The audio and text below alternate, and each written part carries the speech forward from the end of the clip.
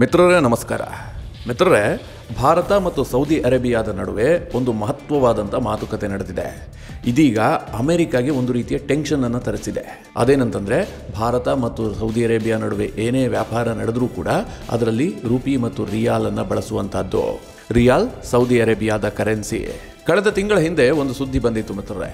Saudi Arabia D-dollarisation ಮಾಡೋದಕ್ಕೆ ಹೊರಟಿದೆ. ಅಂದರೆ ಡಾಲರನ್ನು ಬಳಸದೆ ಬೇರೆ ಬೇರೆ ಕರೆನ್ಸಿಯನ್ನು ಬಳಸೋದಕ್ಕೆ ಸೌದಿ ಅರೇಬಿಯಾ ನಿರ್ಧಾರ ಮಾಡಿದೆ.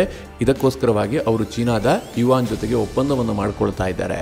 ಅವರು ಇನ್ನು ಮುಂದೆ ಹೆಚ್ಚಿನ ವ್ಯಾಪಾರಗಳನ್ನು ಯುವಾನ್ನಲ್ಲೇ ನಡೆಸ್ತಾರೆ. ಹೀಗೊಂದು ಸುದ್ದಿ ಬಂದಿತ್ತು. ಇದರ ಬಗ್ಗೆಯೂ ಕೂಡ ಅಮೆರಿಕ ತಲೆ ಕೆಡಿಸ್ಕೊಂಡಿತ್ತು. ಇದಾಗ್ತಿದ್ದ ಹಾಗೆ ಮಿತ್ರರೇ, ಈಗ ಭಾರತದ ಸರದಿ.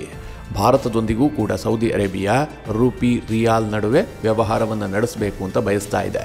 ಮಿತ್ರರೇ, ಇವತ್ತು ಟ್ರೇಡಿಂಗ್ ಪಾರ್ಟ್ನರ್ ವಿಷಯಕ್ಕೆ ಬಂದಾಗ ಭಾರತದ ಜೊತೆ ಅತಿ ದೊಡ್ಡ ಟ್ರೇಡಿಂಗ್ ಪಾರ್ಟ್ನರ್ ಅಮೆರಿಕ, ಆನಂತರದಲ್ಲಿ ಚೀನಾ ಇದೆ, ಮೂರನೇ ಸ್ಥಾನದಲ್ಲಿ ಸೌದಿ ಅರೇಬಿಯಾ ಇದೆ. ಭಾರತ ಮತ್ತು ಸೌದಿ ಅರೇಬಿಯಾ ನಡುವೆ ಅತಿ ದೊಡ್ಡ ವ್ಯಾಪಾರ ಸಂಬಂಧ ಇದೆ.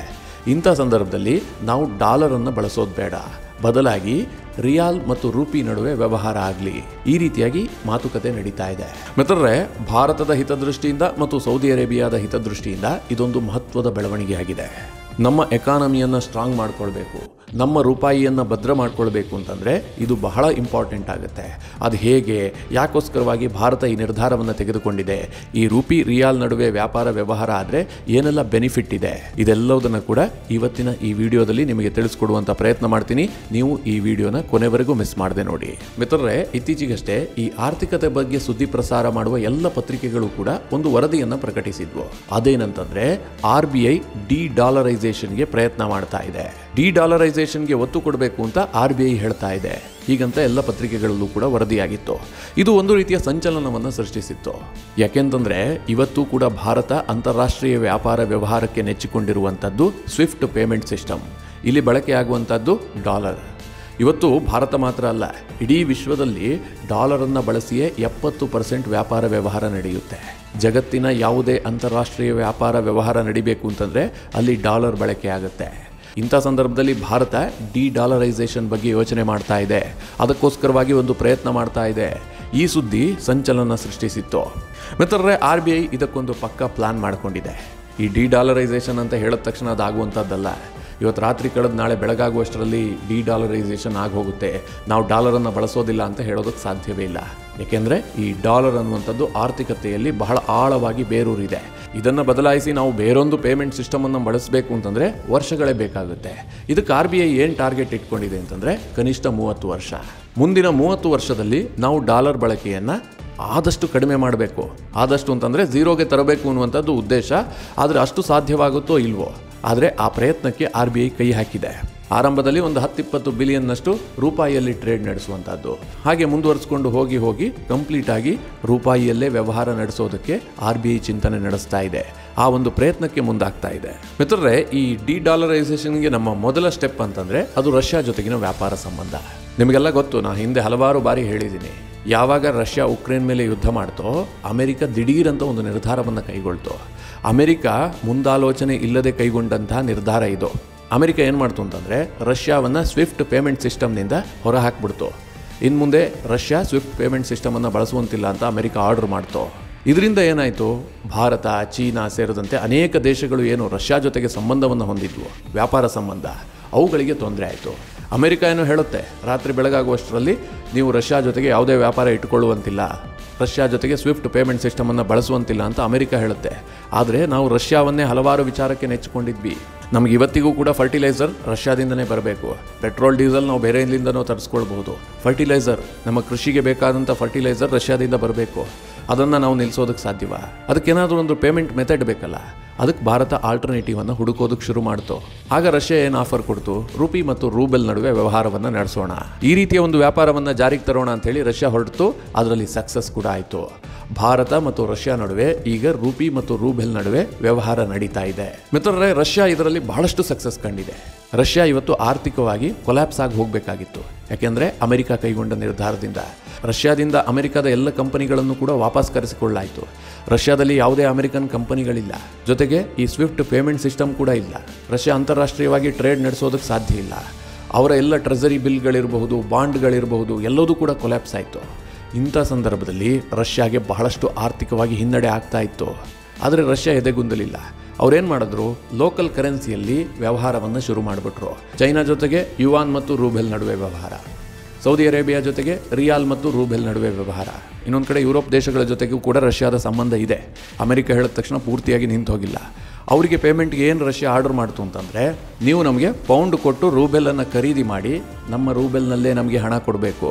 ಬಹಳ ಇಂಟ್ರೆಸ್ಟಿಂಗ್ ವಿಚಾರ ಮಿತ್ರರೇ. ಯುರೋಪ್ನವರು ರಷ್ಯಾ ಜೊತೆಗೆ ವ್ಯವಹಾರ ಮಾಡಬೇಕು ಅಂತಂದರೆ ಮೊದಲು ರೂಬೆಲನ್ನು ಖರೀದಿ ಮಾಡಬೇಕು, ನಂತರ ಆ ರೂಬೆಲ್ನಲ್ಲೇ ರಷ್ಯಾಗೆ ಪೇಮೆಂಟ್ ಮಾಡಬೇಕು. ಈ ರೀತಿಯ ಒಂದು ಸ್ಟ್ರಾಟಜಿಯನ್ನು ರಷ್ಯಾ ಮಾಡ್ತು. ಇದರಿಂದಾಗಿ ಏನಾಯಿತು ಅಂತಂದರೆ ರಷ್ಯಾದ ಕರೆನ್ಸಿ ಸ್ಟೇಬಲ್ ಆಯಿತು.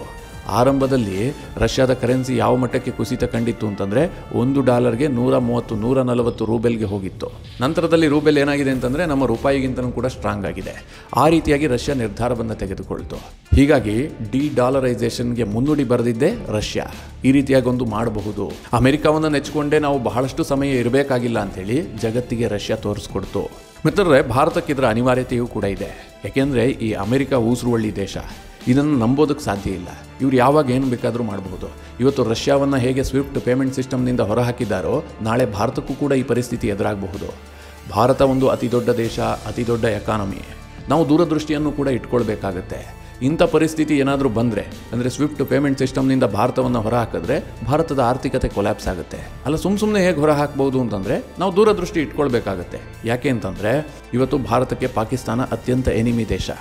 ಪಾಕಿಸ್ತಾನ ಆಗಾಗ ಕಾಲು ಕೆರ್ಕೊಂಡು ಬರ್ತಾ ಇರುತ್ತೆ, ನಮ್ಮ ಮೇಲೆ ಭಯೋತ್ಪಾದಕ ದಾಳಿಗಳನ್ನು ಮಾಡಿಸ್ತಾ ಇರುತ್ತೆ, ಗಡಿಯಲ್ಲಿ ಖ್ಯಾತೆಯನ್ನು ತೆಗಿತಾ ಇರುತ್ತೆ. ಹೀಗಿರುವಾಗ ನಾಳೆ ಭಾರತ ಏನಾದರೂ ಪಾಕಿಸ್ತಾನದ ಮೇಲೆ ಯುದ್ಧ ಆರಂಭಿಸ್ತು ಅಂತ ತಿಳ್ಕೊಳ್ಳಿ. ಆಗ ಅಮೆರಿಕ ಈಗ ಉಕ್ರೇನ್ಗೆ ಏನು ಸಹಾಯದ ರೀತಿಯಲ್ಲಿ ನಿರ್ಬಂಧವನ್ನು ವಿಧಿಸಿದೆ, ಅದೇ ರೀತಿಯಾಗಿ ಪಾಕಿಸ್ತಾನಕ್ಕೆ ಅಮೆರಿಕ ಸಹಾಯ ಮಾಡಬಹುದು.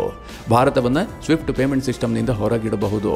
ಏನು ಬೇಕಾದರೂ ಆಗಬಹುದು. ನಾವು ಚಿಂತನೆಗಳನ್ನು ಮಾಡಲೇಬೇಕಾಗತ್ತೆ. ಹೀಗಾಗಿ ಭಾರತ ಈ ರೀತಿಯ ಆಲೋಚನೆಗಳನ್ನು ಕೂಡ ಇಟ್ಕೊಂಡಿದೆ. ಭಾರತ ದೂರದೃಷ್ಟಿಯಿಂದಲೇ ಈ ನಿರ್ಧಾರವನ್ನು ಕೈಗೊಳ್ತಾ ಇದೆ. ನಾವು ಬದಲಿ ಪೇಮೆಂಟ್ ಸಿಸ್ಟಮ್ ಅನ್ನು ಅಳವಡಿಸಿಕೊಂಡಿರಬೇಕು, ನಮ್ಮ ರೂಪಾಯಿಯನ್ನು ನಾವು ಸ್ಟ್ರಾಂಗ್ ಮಾಡ್ಕೊಂಡಿರಬೇಕು ಅಂತೇಳಿ ಭಾರತ ಯೋಚನೆ ಮಾಡ್ತಾ ಇದೆ. ಮಿತ್ರರೇ, ಇದೇ ರೀತಿಯಾಗಿ ರಷ್ಯಾ ಕೂಡ ಯೋಚನೆ ಮಾಡ್ತಾ ಇದೆ. ರಷ್ಯಾ ಕನ್ಸರ್ನ್ ಏನು ಅಂತ ನಾನು ಈಗಾಗಲೇ ಹೇಳಿದ್ದೀನಿ. ಅವರು ರೂಬೆಲನ್ನು ಸ್ಟ್ರಾಂಗ್ ಮಾಡಬೇಕು, ರೂಬೆಲ್ನಲ್ಲೇ ವ್ಯವಹಾರ ನಡೆಸಬೇಕು ಅನ್ನುವಂಥ ದೃಷ್ಟಿಯಿಂದ ಅವರು ಈ ಡಿ-ಡಾಲರೈಸೇಷನ್ ಇಂಟ್ರೆಸ್ಟ್ ಅನ್ನು ಹೊಂದಿದ್ದಾರೆ. ಇನ್ನು ಚೀನಾ ಕಥೆ ಏನು ಭಿನ್ನವಾಗಿಲ್ಲ ಮಿತ್ರರೇ. ಚೀನಾ ಇವತ್ತು ತೈವಾನನ್ನು ವಶಕ್ಕೆ ಪಡಿಬೇಕು ಅಂತ ಬಹಳಷ್ಟು ಪ್ರಯತ್ನ ಮಾಡ್ತಾ ಇದೆ. ತೈವಾನ್ ಮತ್ತು ಚೀನಾ ನಡುವೆ ದೊಡ್ಡ ಟೆನ್ಷನ್ ಇದೆ. ನಿಮಗೆಲ್ಲ ಗೊತ್ತು, ನ್ಯಾನ್ಸಿ ಪೆಲೋಸಿ ಅಮೆರಿಕದ ಸ್ಪೀಕರ್, ಅವರು ತೈವಾನ್ಗೆ ಬಂದು ಹೋದಂಥ ಸಂದರ್ಭದಲ್ಲಿ ಯಾವ ರೀತಿಯಾದಂಥ ಟೆನ್ಷನ್ ಕ್ರಿಯೇಟ್ ಆಗಿತ್ತು ಅಂತ ನಿಮಗೆಲ್ಲ ಗೊತ್ತು. ಅಂದರೆ ಇವತ್ತಲ್ಲ ನಾಳೆ ತೈವಾನನ್ನು ನಾವು ವಶಕ್ಕೆ ಪಡಿಲೇಬೇಕು ಅಂತ ಚೀನಾ ಯೋಚನೆ ಮಾಡ್ಕೊಂಡು ಕೂತಿದೆ. ಒಂದು ವೇಳೆ ಚೀನಾ ಏನಾದರೂ ತೈವಾನನ್ನು ವಶಕ್ಕೆ ಪಡೆಯೋದಕ್ಕೆ ಮುಂದಾದರೆ, ಆ ಯುದ್ಧವನ್ನು ಆರಂಭಿಸಿದ್ದೆ ಆದರೆ ಅಮೆರಿಕ ಏನು ಮಾಡುತ್ತೆ ಅಂತಂದರೆ ಸ್ವಿಫ್ಟ್ ಪೇಮೆಂಟ್ ಸಿಸ್ಟಮ್ನಿಂದ ಚೈನಾವನ್ನು ಕೂಡ ಹೊರಹಾಕುತ್ತೆ. ಆವಾಗ ಚೈನಾ ಕೂಡ ಡಾಲರನ್ನು ಬಳಸೋದಕ್ಕೆ ಸಾಧ್ಯ ಆಗೋದಿಲ್ಲ. ಅದಕ್ಕೋಸ್ಕರವಾಗಿ ಚೀನಾ ಏನು ಮಾಡ್ತಾ ಇದೆ, ಯುವಾನನ್ನು ಹೆಚ್ಚು ಪ್ರೊಜೆಕ್ಟ್ ಮಾಡ್ತಾ ಇದೆ. ಮಿತ್ರರೇ, ರಷ್ಯಾ 2014ರಲ್ಲೇ ಇದನ್ನು ಮಾಡಿತ್ತು. 2014ರಲ್ಲಿ ರಷ್ಯಾ ಕ್ರಿಮಿಯಾವನ್ನು ವಶಕ್ಕೆ ಪಡೆದುಕೊಂಡಿತ್ತು. ಈ ಸಂದರ್ಭದಲ್ಲೂ ಕೂಡ ಅಮೆರಿಕ ರಷ್ಯಾ ಮೇಲೆ ಒಂದಷ್ಟು ಪ್ರಯೋಗವನ್ನು ಆರಂಭಿಸಿತ್ತು, ಆರ್ಥಿಕವಾಗಿ ನಿರ್ಬಂಧವನ್ನು ವಿಧಿಸಿತ್ತು. G8 ಗ್ರೂಪ್ನಿಂದ ರಷ್ಯಾವನ್ನು ಹೊರಹಾಕಿ G7 ಗ್ರೂಪ್ ನಿರ್ಮಾಣ ಆಯಿತು. ಅಂದರೆ ರಷ್ಯಾದ ಮೇಲೆ ಅಮೆರಿಕ ಆವಾಗಲಿಂದಲೂ ಕೂಡ ಒಂದು ಕಣ್ಣಿಟ್ಟಿತ್ತು. ರಷ್ಯಾವನ್ನು ಏನಾದರೂ ಮಾಡಿ ನಿಗ್ರಹಿಸಬೇಕು, ಅವರ ಸಾಮ್ರಾಜ್ಯ ವಿಸ್ತರಣಾವಾದಕ್ಕೆ ಬ್ರೇಕ್ ಹಾಕಬೇಕು ಅಂತ ಅಮೆರಿಕ ಪ್ರಯತ್ನ ಮಾಡ್ತಾ ಇತ್ತು. ರಷ್ಯಾ ಇದನ್ನು ಸಹಿಸಿಕೊಂಡಿರಲಿಲ್ಲ. ಹೀಗಾಗಿ ಅಮೆರಿಕದ ಡಾಲರ್ನಲ್ಲಿ ಏನು ಟ್ರೆಜರಿ ಬಿಲ್ಗಳಿತ್ತು, ಬಾಂಡ್ಗಳಿತ್ತು, ಇದನ್ನೆಲ್ಲ ರಷ್ಯಾ ರೆಡ್ಯೂಸ್ ಮಾಡೋದಕ್ಕೆ ಶುರು ಮಾಡಿತ್ತು, ಅಂದರೆ ಕಡಿಮೆ ಮಾಡೋದಕ್ಕೆ ಶುರು ಮಾಡಿತ್ತು. ಮಿತ್ರರೇ, ಸದ್ಯ ಭಾರತಕ್ಕೂ ಕೂಡ ಇಂತಹ ಒಂದು ಅನಿವಾರ್ಯ ಪರಿಸ್ಥಿತಿ ಬಂದಿದೆ. ಯಾಕೆಂತಂದರೆ ಡಾಲರ್ ಎದುರು ರೂಪಾಯಿ ಮೌಲ್ಯ ನಿರಂತರವಾಗಿ ಕುಸಿತಾ ಇದೆ. ಇದಕ್ಕೆ 2 ಕಾರಣ ಇದೆ. ಒಂದು, ಡಾಲರ್ ಸ್ಟ್ರಾಂಗ್ ಆಗ್ತಾ ಇರುವಂಥದ್ದು. ಇನ್ನೊಂದೇನು ಅಂತಂದರೆ ಕಚ್ಚಾ ತೈಲಕ್ಕೆ ನಾವು ಮಾಡ್ತಾ ಇರುವಂಥ ಇನ್ವೆಸ್ಟ್ಮೆಂಟು. ಈ 2 ಕಾರಣದಿಂದಲೂ ಕೂಡ ಭಾರತದ ರೂಪಾಯಿ ಕುಸಿತ ಕಾಣ್ತಾ ಇದೆ. ವಿದೇಶಿ ಮುದ್ರಾ ಭಂಡಾರವೂ ಕೂಡ ಕುಸಿತ ಕಾಣ್ತಾ ಇದೆ. ಕಳೆದ ಕೆಲವು ತಿಂಗಳ ಹಿಂದೆ ಭಾರತದ ವಿದೇಶಿ ಮುದ್ರಾ ಭಂಡಾರ $600 ಬಿಲಿಯನ್ ಇತ್ತು. ಸದ್ಯ ಅದು $550 ಬಿಲಿಯನ್ ಕುಸಿದಿದೆ. ಅಂದರೆ ಕೆಲವೇ ತಿಂಗಳಲ್ಲಿ ಭಾರತದ ಫಾರಿನ್ ಎಕ್ಸ್ಚೇಂಜ್ ರಿಸರ್ವ್ $50 ಬಿಲಿಯನ್ ಕುಸಿತ ಕಂಡಿದೆ. ಇದನ್ನೆಲ್ಲ ನೋಡ್ತಾ ಇರುವಂಥ ಭಾರತದ ಆರ್ಥಿಕ ತಜ್ಞರು ಪದೇ ಪದೇ ಹೇಳ್ತಾ ಇದ್ದಾರೆ, ನಾವು ಡಿ-ಡಾಲರೈಸೇಷನ್ ಮಾಡುವಂಥದ್ದು ಉತ್ತಮ. ಇಲ್ಲದಿದ್ದರೆ ನಾವು ಸುಮ್ಮನೆ ಅಮೆರಿಕದ ಡಾಲರನ್ನು ಸ್ಟ್ರಾಂಗ್ ಮಾಡ್ತಲೇ ಹೋಗ್ತೀವಿ, ಅವ್ರಿಗೆ ಹೆಲ್ಪ್ ಮಾಡ್ತೀವಿ. ಇದರ ಬದಲಾಗಿ ಭಾರತ ಒಂದು ದೂರದೃಷ್ಟಿಯ ಯೋಜನೆಯನ್ನು ಜಾರಿಗೆ ತರಬೇಕು ಅಂತ. ಹೀಗಾಗಿ ಮಿತ್ರರೇ, ಇತ್ತೀಚೆಗಷ್ಟೇ ಕೇಂದ್ರ ಸಚಿವ ಪಿಯೂಷ್ ಗೋಯಲ್ ಸೌದಿ ಅರೇಬಿಯಾಕ್ಕೆ ಹೋಗಿದ್ರು. ಸೌದಿ ಅರೇಬಿಯಾ ನಮ್ಮ ಜೊತೆಗೆ ಅತಿ ದೊಡ್ಡ ಟ್ರೇಡಿಂಗ್ ಪಾರ್ಟ್ನರ್. ಹೀಗಾಗಿ ಪಿಯೂಷ್ ಗೋಯಲ್ ಒಂದು ಪ್ರಸ್ತಾಪವನ್ನು ಇಟ್ಟರು. ರಿಯಾಲ್ ಮತ್ತು ರೂಪಾಯಿ ನಡುವೆ ವ್ಯವಹಾರವನ್ನು ನಡೆಸೋಣ. ನೀವೇನು ಕಚ್ಚಾ ತೈಲವನ್ನು ನಮಗೆ ಕೊಡ್ತೀರಿ ಅಥವಾ ಬೇರೆ ಬೇರೆ ವ್ಯಾಪಾರಗಳು ಏನು ನಡೆಯುತ್ತೆ, ಇದು ರೂಪಿ ಮತ್ತು ರಿಯಾಲ್ ನಡುವೆ ವ್ಯವಹಾರ ನಡೀಲಿ. ಇದಕ್ಕೆ ಸೌದಿ ಅರೇಬಿಯಾ ಕೂಡ ಪೂರಕವಾಗಿ ಪ್ರತಿಕ್ರಿಯಿಸಿದೆ. ಈ ಬಗ್ಗೆ ಅನೇಕ ಅಂತಾರಾಷ್ಟ್ರೀಯ ಮಾಧ್ಯಮಗಳಲ್ಲಿ, ರಾಷ್ಟ್ರೀಯ ಮಾಧ್ಯಮಗಳಲ್ಲಿ ವರದಿಯಾಗಿದೆ. ಮಿತ್ರರೇ, ಕಳೆದ ತಿಂಗಳು ಸೌದಿ ಅರೇಬಿಯಾ ಅತಿ ಹೆಚ್ಚು ಕಚ್ಚಾ ತೈಲ ಪೂರೈಕೆ ದೇಶವಾಗಿ ಹೊರಹೊಮ್ಮಿತ್ತು. ಇರಾಕನ್ನು ಹಿಂದಿಕ್ಕಿತ್ತು. ಅಂದರೆ ಭಾರತ ಮತ್ತು ಸೌದಿ ನಡುವೆ ಇಷ್ಟೊಂದು ದೊಡ್ಡದಾದಂಥ ವ್ಯಾಪಾರ ಸಂಬಂಧ ಇದೆ. ಹೀಗಾಗಿ ಭಾರತದ ನಿರ್ಧಾರ ಇಡೀ ವಿಶ್ವ ಮಟ್ಟದಲ್ಲಿ ಚರ್ಚೆ ಆಗೋದಕ್ಕೆ ಶುರುವಾಗಿದೆ. ಇನ್ನೊಂದು ಕಡೆ ಮಿತ್ರರೇ, ಚೈನಾದ ಗ್ಲೋಬಲ್ ಟೈಮ್ಸ್, ಚೈನಾದ ಸರ್ಕಾರದ ಮುಖವಾಣಿ ಏನಿದೆ ಅದು ಕೂಡ ಈ ನಿರ್ಧಾರವನ್ನು ಸ್ವಾಗತಿಸಿದೆ. ಭಾರತ ರೂಪಿ ರಿಯಾಲ್ ನಡುವೆ ವ್ಯವಹಾರ ನಡೆಸುವಂತದ್ದು, ಭಾರತ ರೂಪಿ ಮತ್ತು ರೂಬೆಲ್ ನಡುವೆ ವ್ಯವಹಾರವನ್ನು ನಡೆಸ್ತಾ ಇರೋದಕ್ಕೆ ಚೈನಾ ಕೂಡ ಸ್ವಾಗತಿಸಿದೆ. ಇವತ್ತು ರಷ್ಯಾ, ಚೀನಾ, ಭಾರತ ಒಂದೇ ದಾರಿಯಲ್ಲಿ ನಡೀತಾ ಇದೆ, ಡಿ-ಡಾಲರೈಸೇಷನ್ಗೆ ಮುನ್ನುಡಿ ಬರಿತಾ ಇದೆ ಅಂತೇಳಿ ಗ್ಲೋಬಲ್ ಟೈಮ್ಸ್ ವರದಿ ಪ್ರಕಟಿಸಿದೆ. ಹೀಗಾಗಿ ಭಾರತದ ಈ ನಿರ್ಧಾರ ಬಹಳಷ್ಟು ಮಹತ್ವವನ್ನು ಪಡೆದುಕೊಳ್ತಾ ಇದೆ. ಇದರ ಜೊತೆಗೆ ಚೀನಾ ಮತ್ತು ರಷ್ಯಾ ಸೇರಿಕೊಂಡು ಬ್ರಿಕ್ಸ್ ಪೇಮೆಂಟ್ ಸಿಸ್ಟಮ್ ಅನ್ನು ಜಾರಿಗೆ ತರಬೇಕು. ಬ್ರಿಕ್ಸ್ ದೇಶಗಳೇನಿದಾವೆ ಇವರೆಲ್ಲ ಸೇರಿಕೊಂಡು ಒಂದು ಹೊಸ ಪೇಮೆಂಟ್ ಸಿಸ್ಟಮ್ ಅನ್ನು ಜಾರಿಗೆ ತರಬೇಕು ಅಂತ ಹೇಳಿ ಪ್ರಯತ್ನವನ್ನ ಮಾಡ್ತಾ ಇದ್ದಾರೆ. ಮಿತ್ರರೇ, ಸದ್ಯದ ಪರಿಸ್ಥಿತಿಯನ್ನು ನೋಡಿದ್ರೆ ಅಮೆರಿಕದ ಡಾಲರ್ ಪ್ರಭಾವವನ್ನು ಕಡಿಮೆ ಮಾಡೋದಕ್ಕೆ ಜಗತ್ತಿನ ಅನೇಕ ದೇಶಗಳು ಕೈ ಜೋಡಿಸ್ತಾ ಇದ್ದಾವೆ. ಇದಕ್ಕೆ ಭಾರತವೂ ಕೂಡ ಕೈ ಜೋಡಿಸಿದೆ. ಅಮೆರಿಕ ನಮ್ಮ ಸಂಬಂಧ ಏನೇ ಇರಬಹುದು, ಆದರೆ ಆರ್ಥಿಕ ಸಂಬಂಧ ಬೇರೆ. ನಾವು ಕೂಡ ಆರ್ಥಿಕವಾಗಿ ಸ್ಟೇಬಲ್ ಆಗಿರಬೇಕು.